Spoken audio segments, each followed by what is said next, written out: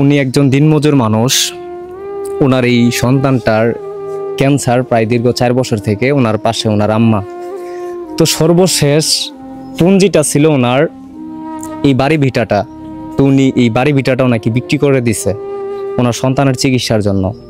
আসলেই একটা বাবা মা কতটুকু অসহায় হলে নিজের বাড়ি ভিটা বিক্রি করে দেয় একটা সন্তানের চিকিৎসা বাবদ। পোলার দিকে চাইলে আমার সব শেষ। আসলে আল্লাহ তাআলা দুনিয়াতে মানুষে মনে করেন কম বেশি এরকম সমস্যা দেয়। তবে আমি আসছি আপনার এই বিষয়টা নিয়ে। এর মধ্যে মনে করেন যে 3 মেয়ে আছে, আমি 2টে বিয়ে দিছি, আর একটা আছে জ্বালা। আসসালামু আলাইকুম সম্মানিত দেশবাসী এবং প্রবাসী ভাই বোনেরা আমার। আজকে যে ভিডিওটা আমি বানাইতেছি এটা আসলে একটা মানবিক কাজের জন্য। আর পরিবারে যদি একটা মানুষ ক্যান্সার আক্রান্ত থাকে এটা সবাই জানেন যে আসলে একজন ক্যান্সারের রোগীকে বাঁচানোর জন্য একটা পরিবার কত কিছুই না করে ফেলে। তো আজকে এমনই একটা পরিবারের সঙ্গে আমি কথা বলবো। অবশ্যই মানবিক দৃষ্টিতে আপনারা সম্পূর্ণ ভিডিওটা দেখবেন। যদি কেউ হেল্প না করতে পারেন অন্তত ভিডিওটা শেয়ার করে তাদের পাশে একটু দাঁড়াবেন, যেন তারা মানুষের কাছে কিছু আর্থিক সাহায্য সহযোগিতা পায় এবং তাদের সন্তানটাকে যেন তারা মৃত্যুর মুখ থেকে ফিরায় নিয়ে আসতে পারে। বাকিটা আল্লাহ তাআলার ইচ্ছা। তো আসো। আসসালামু আলাইকুম, ভালো আছেন? আচ্ছা, আমি শুনলাম যে আপনার সন্তানের নাকি আজ প্রায় 4 বছর থেকে ক্যান্সার। হ্যাঁ, 4 বছর ক্যান্সার। মানে ক্যান্সারটা ওজার আগেই নজ পড়া গেছি। নাক দিয়ে রক্ত আইসে যাই না ওদের মধ্যে রক্ত আবার বেড়া গেল হামাস হচ্ছে।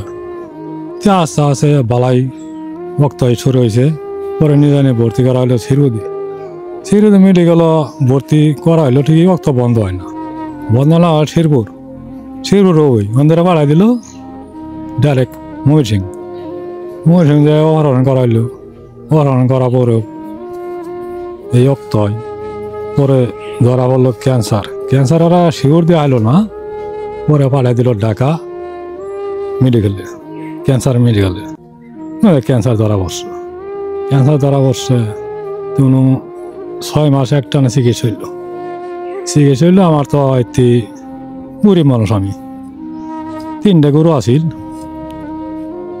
10 কাটা ধরে নিয়ে নিয়েছিলাম। এর মধ্যে যা পয়সা করে আসিল পোলা বাসে দিলাম। দেওয়ার পরে পোলা মানে সুস্থ, আবার বেয়া সুস্থ পয়সার কারণে। আচ্ছা, এই যে আপনারা যে চিকিৎসা বাবদে এই টাকা পয়সাগুলা খরচ করলেন, তো আপনার সন্তানের পিছনে এই 4 বছর থেকে কত টাকা পয়সা খরচ গেছে, প্লাস আপনার কোনো ক্ষয়ক্ষতি? যেহেতু আপনি মনে করেন একজন দিনমজুর মানুষ, অবশ্যই তো আপনাকে টানা হেঁচড়ার মধ্যে এতগুলা টাকা পয়সা খরচ করতে হয়েছে। খরচ মনে করেন যে গেছে নিচের পক্ষে আঙ্গর আইডারে 10 নাগর উঠে গেছে। শেষ আমরা না খুলে ভাই মানুষের ভাত হাত পাচ্ছি। হাত পাতার পরে এখন খুলে হাত আছি না। এখন সমস্যা হলে যে বাড়ি ভিটাটা দেখতেছে না আমার পাশে গড্ডা, মানে এই পিছনে গড্ডা, এই ঘর হইতে বিক্রি করে দিয়েছে এই ভিটাটা। হাই রে আল্লাহ। তো আসলেই মানে উনি একজন দিনমজুর মানুষ। ওনার এই সন্তানটার ক্যান্সার প্রায় দীর্ঘ 4 বছর থেকে ওনার পাশে ওনার আম্মা। তো সর্বশেষ পুঁজিটা ছিল ওনার এই বাড়ি ভিটাটা। তো উনি এই বাড়ি ভিটাটাও নাকি বিক্রি করে দিছে ওনার সন্তানের চিকিৎসার জন্য। আসলেই একটা বাবা মা কতটুকু অসহায় হলে নিজের বাড়ি ভিটা বিক্রি করে দেয় একটা সন্তানের চিকিৎসা বাবদ। তো আসলেই আপনারা বিষয়টা বুঝতেই পারতেছেন যে আসলে কতটা কষ্টের মধ্যে আছেন তাহলে ওনারা।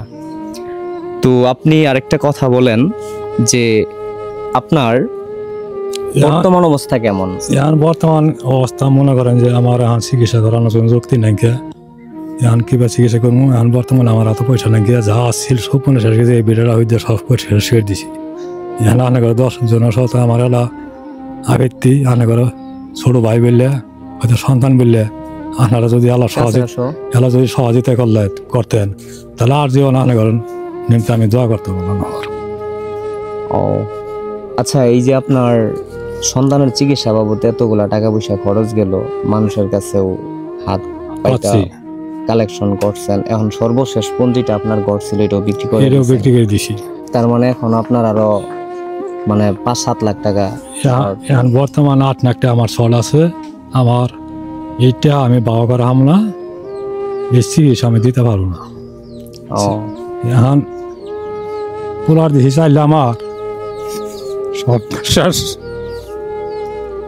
আসলে আল্লাহ তাআলা দুনিয়াতে মানুষে মনে করেন কম বেশি এরকম সমস্যা দেয়, তবে আমি আসছি আপনার এই বিষয়টা নিয়ে। এর মধ্যে মনে করেন যে 3 মেয়ে আছে, আমি 2টা বিয়ে দিছি, আর একটা আছে সিজ বলতে হয় না তো জ্বালা।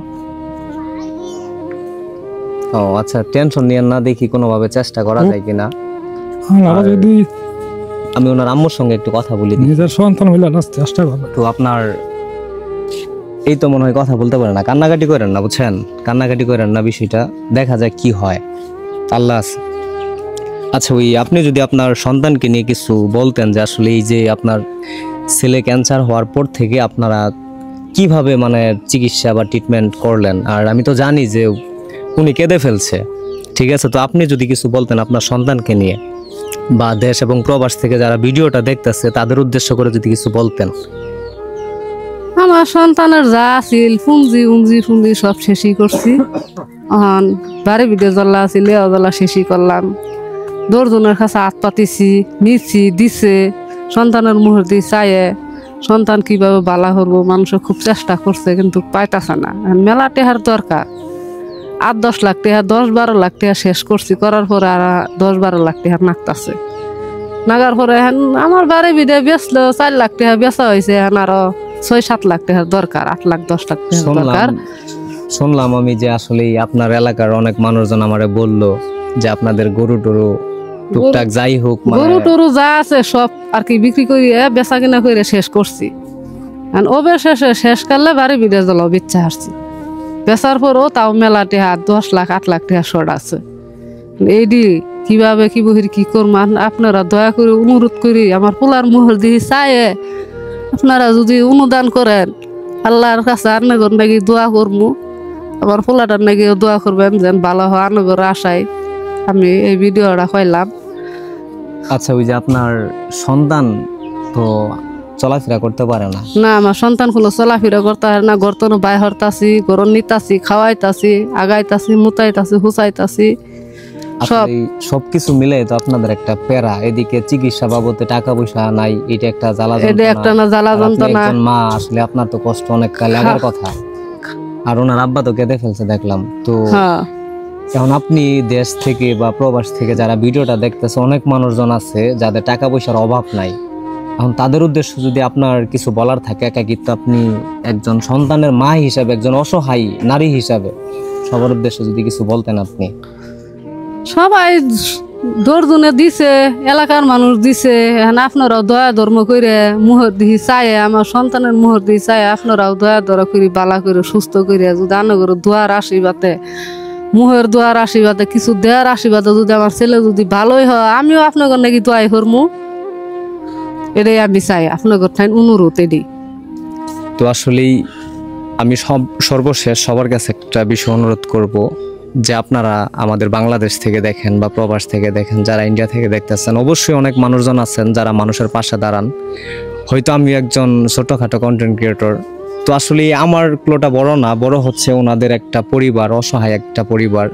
তো চিকিৎসা বাবদে ওনার সন্তানের পিছনে দীর্ঘ 4 বছর থেকে গরু বাছুর টুকটাক সংসারের যে টাকা পয়সাগুলো ছিল বা জমানো কিছু টাকা ছিল সব কিছুই কিন্তু শেষ হয়ে গেছে। সর্বশেষ যে বাড়ি ভিটা ঘর সহ কিন্তু বিক্রি করে দিছে ওনার আব্বা, কিন্তু বলে কেঁদে ফেলছে। তো আমি সবার কাছে এতটুকু অনুরোধ করব, যে যে ধর্মের মানুষই হন, দয়া করে আপনারা সবাই ওনার পরিবারের একটু পাশে দাঁড়াবেন। কারণ আমিও চাই যে আমার মাধ্যমে আপনাদের দ্বারা যদি আমি কিছু ওনার পরিবারকে একটু উপকার বা সাহায্য সহযোগিতা করতে পারি, আর ওনারা আপনাদের জন্য অনেক অনেক দোয়া করবে এবং সবসময় ভালোবাসা রাখবে। এবং দুনিয়াতে যারা সন্তানের বাবা মা আছেন তারা কিন্তু ভালো করেই জানেন যে সন্তান লালন পালন করা কত কষ্ট। আর একজন সন্তান পরিবারে থাকা অবস্থায় একটা রোগে আক্রান্ত হয়ে যে চিকিৎসা ছাড়া দিন দিন ধুকে ধুকে মৃত্যুর দিকে ঠেলে যাচ্ছে, এটা কিন্তু আসলে একটা বাবা এবং মায়ের জন্য অনেকটাই কষ্টকর। কারণ বেঁচে থাকতেও টাকা পয়সার অভাব অনটনের জন্য তার সন্তানের চিকিৎসা করতে পারতেছে না। আসলে এইটার মতো দুঃখের আর কোনো বিষয় থাকতে পারে না। তো সবার কাছে আমি এতটুকু অনুরোধ করব, আপনারা সবাই ওনাদের পাশে দাঁড়াবেন এবং ওনাদের যে বিকাশ নাম্বার বা পার্সোনাল নগদ নাম্বার আমি আমার স্ক্রিনে দিয়ে দেওয়ার চেষ্টা করব এবং আমার কমেন্ট বক্সও দিয়ে দেওয়ার চেষ্টা করব। আপনারা যারা ওনাদেরকে অনুদান দিতে চান দয়া করে ওনাদের ওই নাম্বারে একটু যোগাযোগ করবেন। আসলে নাম্বারটা সঠিক কিনা ওনাদের সঙ্গে যাচাই বাছাই করে তারপর আপনারা ওনাদের নাম্বারে টাকাটা দিবেন।